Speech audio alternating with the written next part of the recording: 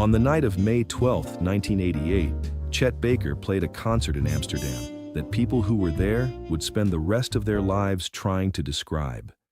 Not because it was the best performance of his career, though some said it was close, but because of what happened in the hours that followed. Baker was 58 years old, physically diminished, financially broke, and still producing a sound from a trumpet that younger and healthier musicians could not explain and could not replicate. By the following morning, he was dead. The window of his hotel room was open. The street below was empty, and the jazz world had lost the one thing it could never replace, a voice that had spent 40 years looking for something it could never quite name. To understand the last night of Chet Baker's life, you have to understand what that life looked like by 1988. It looked like Europe. It had looked like Europe for most of the previous 2 decades, since the accumulation of arrests, deportations, and the general erosion of his American career had pushed him eastward across the Atlantic into a circuit of clubs and festivals and small venues where jazz was taken seriously in a way that the American market, by the 1970s, had largely stopped doing. Baker had been living out of a suitcase since before suitcase living had a name, moving between Amsterdam and Paris and Copenhagen and Rome with the irregular rhythm of someone following work rather than choosing destinations. Amsterdam had become the closest thing to a home base that Baker had in those years. He liked the city without being sentimental about it. The canals, the light, the particular quality of the late evenings when the tourist activity settled and the city became something quieter and more itself. The Dutch jazz audience had always received him with a seriousness that he appreciated without acknowledging. They did not treat him as a curiosity or a relic. They treated him as a working musician whose work was worth paying close attention to, which was what he had always been, and which the American market in those years had largely forgotten. He had played at the Café Alto, a small jazz club on the Korte Leidsedwarsstraat, more times than he could count. It was the kind of venue that suited him. Intimate, unaffected, populated by people who came specifically to listen rather than to be seen listening. The sound was good. The owners knew him. Nobody made a production of his arrival. He could walk in, set up, play, and leave without the apparatus of celebrity that had surrounded him in the early Capitol Records years and that he had never been comfortable with. The Café Alto asked only that he play. That was the only request he had never had difficulty honoring. On the evening of May 12th, Baker arrived at the Café Alto for what had been billed as a regular engagement. He was traveling with a minimum of equipment and a maximum of the particular kind of fatigue that had become his baseline. The fatigue of a man who had been running on something other than physical reserves for longer than was medically reasonable. The people who saw him that evening described him as present, focused, and visibly worn. His face in those last years had acquired a quality that photographers found compelling, and that was difficult to describe without reference to what it had once been.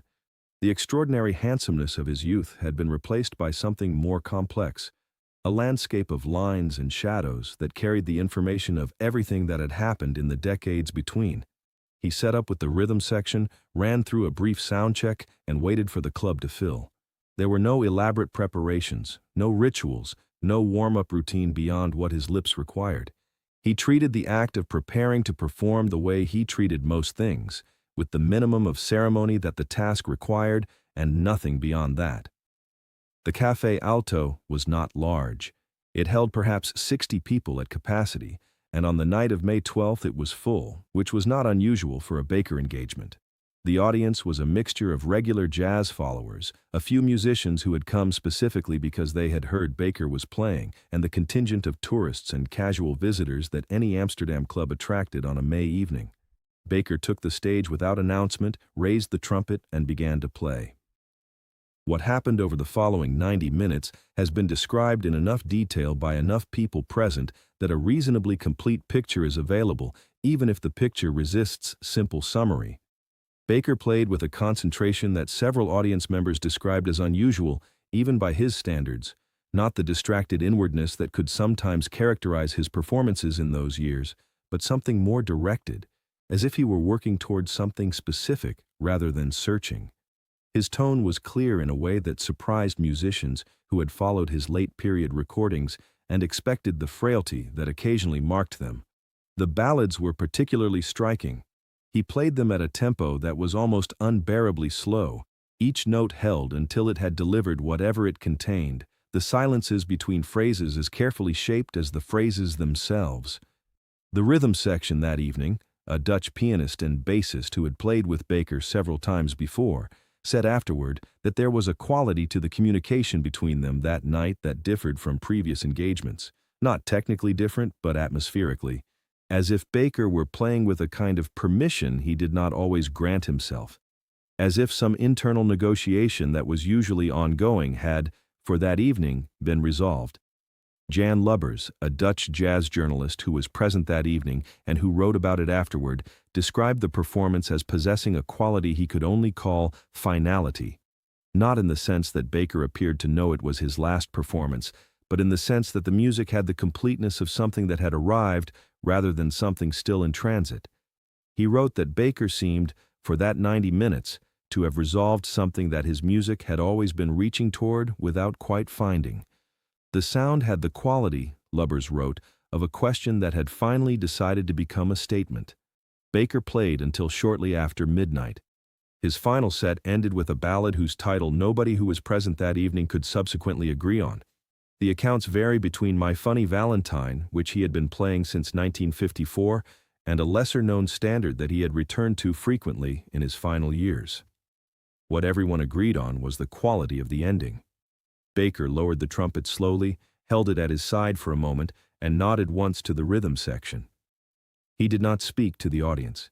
He walked off the stage with the unhurried economy of movement that had always characterized him and disappeared into the back of the club.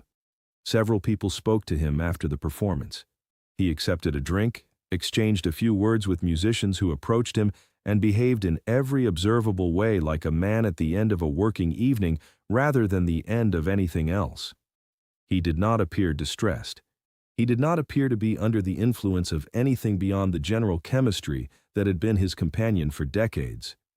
He was, by all accounts, simply Chet Baker at the end of a gig. Present in the specific, partial way he had always been present, already somewhere else in the part of him that was always somewhere else. He left the Café Alto sometime around 1 in the morning and walked to the Hotel Prince Hendrik on the Prince Hendrikkade, where he was staying. The hotel was a short walk from the club, along a route that passed the canal and the quiet streets that Amsterdam produces in the small hours when the city has finished with the evening. Whether he walked alone or with company, whether he stopped anywhere along the route, whether the walk took 5 minutes or 30, none of this is known with certainty, because nobody who was with him at the end of the evening at the Café Alto was with him when he arrived at the hotel. The Hotel Prince Hendrik was not a grand establishment. It was the kind of hotel that working musicians stayed in when working, functional, anonymous, adequate. Baker had stayed there before. His room was on the second floor, overlooking the Prince Hendrikkade Canal Street. The window, a standard Dutch window that opened outward on a hinge, was the kind that every building in Amsterdam had. There was nothing remarkable about the room, the hotel, or the window. There was nothing that explained to anyone who examined it afterward what had happened there.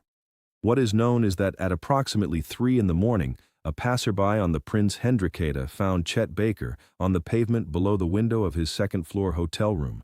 He was 58 years old. He had been dead for some time, though the precise interval was not determinable. The window of his room was open. There were no witnesses. The trumpet was still inside the room, resting in its case on the bed. His passport was on the nightstand. His jacket was on the chair. Nothing in the room suggested struggle or distress or planning. It simply looked like the room of a man who had come back from a performance, set down his things, and then was no longer there. The Amsterdam police investigated and closed the case as an accidental death, a fall from an open window, the circumstances of which could not be determined. This conclusion satisfied some people and none others. The jazz world, which had watched Baker survive things that should have killed him for 3 decades, found it difficult to accept that a window had accomplished what heroin and beatings and imprisonment and poverty had failed to do. Theories accumulated in the years following his death, that it was not accidental, that debts had followed him to Amsterdam, that the fall had been assisted rather than unintentional. None of these theories were ever substantiated. None of them were ever fully dismissed. What the circumstances of Baker's death ultimately produced, in the absence of explanation, was a silence that suited him in a way that a fully explained ending might not have. Baker had spent his entire career communicating through what he did not say, the note not played, the phrase that ended before its expected resolution, the space between sounds that carried as much weight as the sounds themselves. The unanswered question of how he died had the structure of his music. It offered what his music always offered, something that could be felt completely without being understood completely. The recordings from his final months, the sessions he completed in the weeks and days before Amsterdam, have a quality that musicians who study them find difficult to account for given his physical condition. The embouchure that had been rebuilt from nothing after the San Francisco beating in 1968, that had been maintained through decades of circumstances that should have destroyed it repeatedly, was producing something in those last recordings that defied the straightforward relationship between physical condition and musical output. Several musicians who have analyzed the late recordings have described them as representing, paradoxically, a peak rather than a decline, the sound of someone who had finally, after 40 years of searching, stopped trying to find something and simply become it. The voice was doing what it had always done, bypassing the part of a listener's brain that processes music as music and going directly to the part that processes experience as memory. But in the late recordings there was something additional, something that the earlier recordings had been reaching toward without quite arriving at, a quality of completion. Not resolution in the musical sense, not the tidy return to a home key, but the completion of something that had been in process for a very long time and had finally, in whatever combination of circumstances the last months represented, come to rest. Paul Bley, a pianist who had known Baker for decades and who heard some of the final recordings shortly after Baker's death, said that he had listened to them 3 times before he could articulate what distinguished them from earlier work. Then he said he stopped reaching. Everything before was Baker reaching for something. The last recordings, he's just there. Whatever he was looking for, he found it. And then he went out the window. The Café Alto still exists on the Korte Leidsedwaarstraat in Amsterdam. It still presents jazz 6 nights a week in a room that holds 60 people. Baker's photograph is on the wall, as it is on the walls of most of the European venues that hosted him in his final decades. The photograph they chose is from the early period, the young, impossibly handsome face from the Capitol Records years, the face before everything that came after. It is a practical choice. It is also, in its way, incomplete. The face from 1988 is harder to look at, not because it is less interesting, but because it is more so, a face that has been fully used, that carries the complete record of what it cost to spend 40 years making the music Chet Baker made, and that was wearing, on the last evening it was seen in public, the specific expression of a man who has just played better than he had in years and has nowhere particular to be afterward. The trumpet that was found in his hotel room on the morning of May 13, 1988, was a Martin Committee, which was the instrument he had played for most of his professional life. It was scratched at the bell, worn at the valves, the brass surface dulled from years of handling. It was, in other words, the instrument of a working musician rather than a collector's piece, an object valued entirely for what it could do rather than what it represented. What it had done, over the previous 4 decades, was produce something that no one had been able to fully explain and no one has been able to replicate in the years since. What it had been looking for, in every club and studio and concert hall from Los Angeles to Amsterdam, was something that the people who loved Baker's music understood without being able to say what it was. The closest anyone came was Paul Bley's formulation. Whatever he was looking for, he found it. The window was open. The street was empty. The trumpet was in the room. If the final chapter of Chet Baker's life stayed with you, the music he was still making, the mystery he left behind, the 40 years of searching that may or may not have found what it was looking for, subscribe and hit the notification bell.